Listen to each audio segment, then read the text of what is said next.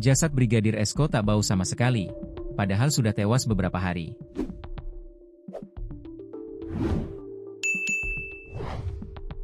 Jasad Brigadir Esko Fascarelli, anggota kepolisian sektor Sekotong, Lombok Barat tak mengeluarkan bau sama sekali. Hal ini menjadi sorotan mengingat Brigadir Esko telah meninggal beberapa hari. Jasad Brigadir Esko ditemukan dalam kondisi terjerat tali di lehernya di kebun yang tak jauh dari rumahnya di Sekotong. Kondisinya sudah membengkak dan nyaris tak dikenali.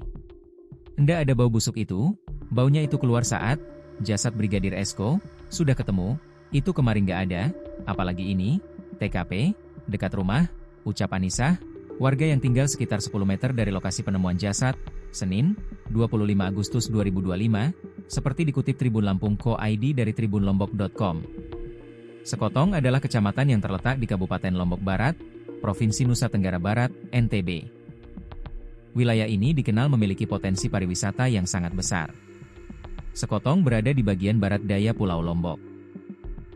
Wilayah ini didominasi oleh perbukitan, teluk, dan garis pantai yang indah. Potensi utama Sekotong adalah sektor pariwisata. Terdapat banyak pantai dan gugusan pulau-pulau kecil, gili, yang masih alami dan belum sepadat gili di bagian utara Lombok.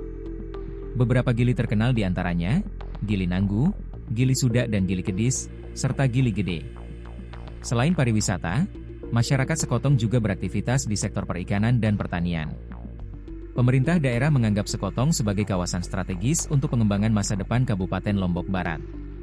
Anissa, yang tinggal sendiri karena suaminya sedang merantau ke Sumbawa, juga tidak mendengar suara mencurigakan sebelumnya. Padahal, lokasi penemuan jasad berada persis di belakang rumahnya.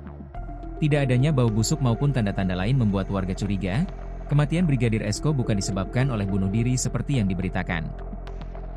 Kalau ada bau pasti kita curiga, ini nggak ada sama sekali, apalagi katanya kan sudah membusuk, katanya. Menurut Anissa, kebun tempat jenazah ditemukan juga jarang dikunjungi warga karena merupakan lahan milik pribadi masyarakat luar desa. Ia menambahkan, selama ini dirinya juga tidak pernah berinteraksi langsung dengan almarhum Brigadir Esko.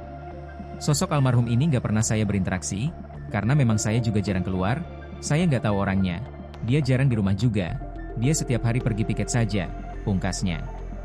Kejanggalan juga diungkapkan oleh keluarga korban, termasuk mertua Brigadir Esko, Haji Sayun, yang menjadi orang pertama yang menemukan jasad menantunya.